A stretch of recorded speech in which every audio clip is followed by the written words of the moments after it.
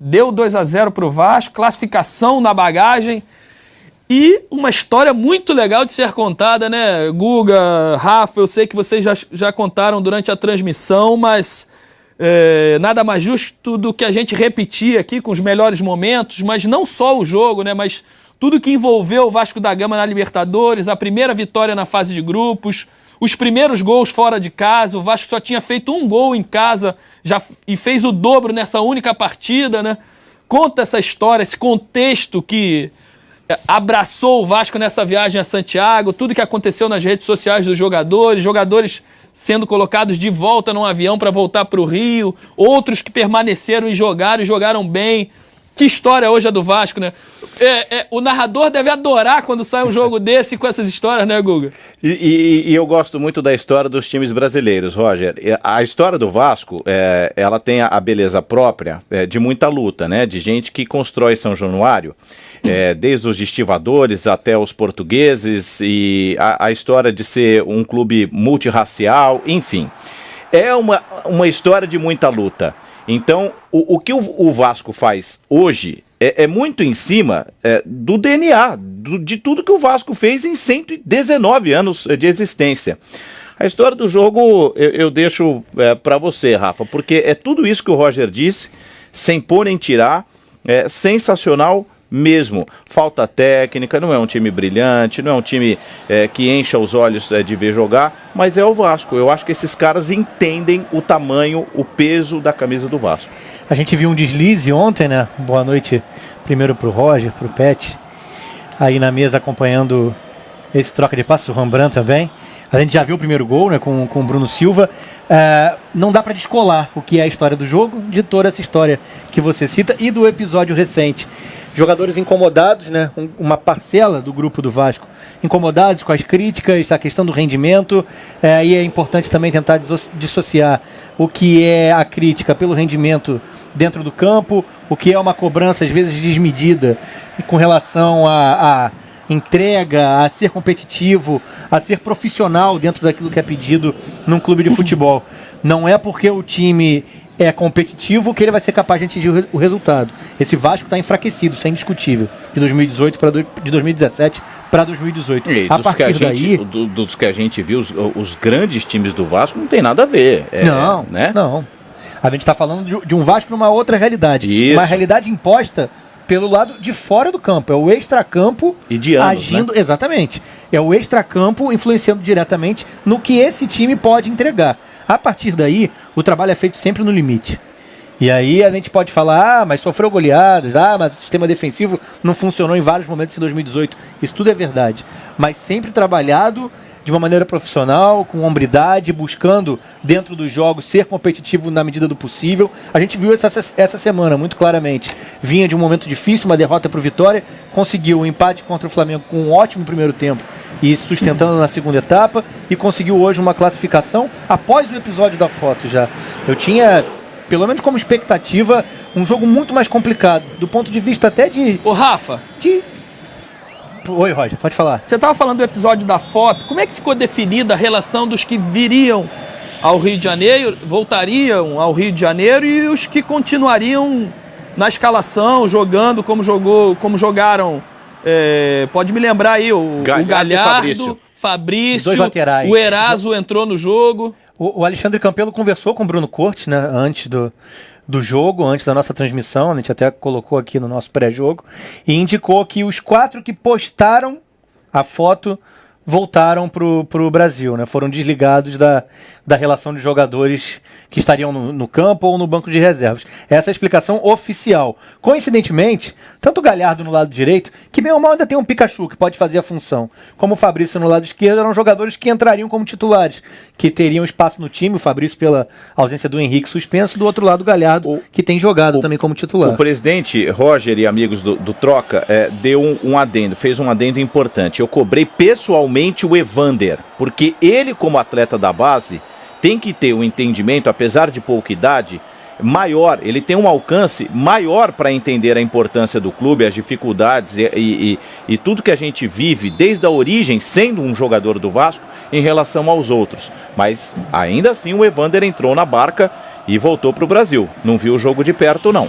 Não era um momento para que parte do elenco buscasse um confronto, né? E num primeiro momento... Não, a piada tira a onda da torcida. A torcida tá tão dolorida. O time tá apanhando direto de 4 aí nas mais diferentes competições. No Campeonato Brasileiro tinha perdido o último jogo em casa. Eu me refiro ao jogo que antecedeu ao empate com o Flamengo. Então, assim, antes de um jogo decisivo, véspera de um jogo, num treino de reconhecimento de gramado, piada pra quem? Tão rindo do quê? Né? Ficou essa mensagem. Guga, deixa eu colocar o Pet aqui e o Rembrandt no assunto, porque, Pet, depois de uma vitória épica como essa, classificação na bagagem, voltando com autoestima lá em cima, todo mundo tende a analisar a situação, a tomada de decisão do Vasco como correta. Não, fez certo, tirou lá 4, botou de volta para o Rio de Janeiro, não deixou na relação. Mas você entende dessa maneira que num jogo tão importante, jogadores da base sejam eliminados de uma concentração, colocados de volta para o Rio de Janeiro sem ter a possibilidade, porque outros ficaram, né, permaneceram, o Fabrício, o Galhardo, o próprio Eraso. Que eu ia realmente também fazer essa pergunta para eles, você me antecipou, porque eu queria entender o critério que foi usado para mandar 4 embora e os 3 ficassem aqui para o jogo. Punições diferentes, né? Punições, não teve punição para esses 3. Então, qual é o critério? Por que foi aqueles 4? Agora ele respondeu. Porque foram os 4 que postaram. Uhum. Aí o critério foi justo. Porque eu posso estar na foto, mas não postei, eu não zoei, eu não fiz a piada. Não, aparentemente era só uma foto, né, Pet? Perfeito. Exatamente. Então, aí entendo. E aí foi certo. Foi análise certa, foi punição bem feita, tinha que dar resposta, não pode mais brincar com a instituição, com o clube, com história, com qualquer coisa. Se eles não entenderam isso, vão entender agora para frente e vão entender, todo mundo aí vai entender isso.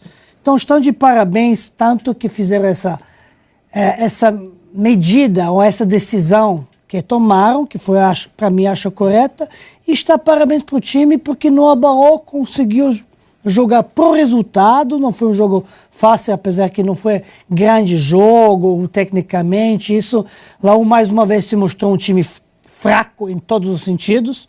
O Vasco tem nada a ver com isso. O Vasco até agora era mais fraco que ele, porque não tinha conseguido nenhuma vitória nenhuma, né? Conseguiu, ganhou, o Laú devolveu a derrota. Com um golzinho na frente, que era o que dava a classificação, né? E 2. E aí, a gente estava assistindo no final, torcendo para que Vasco conseguisse fazer mais um gol. Conseguiu com uma falha absurda, tanto do zagueiro quanto do goleiro.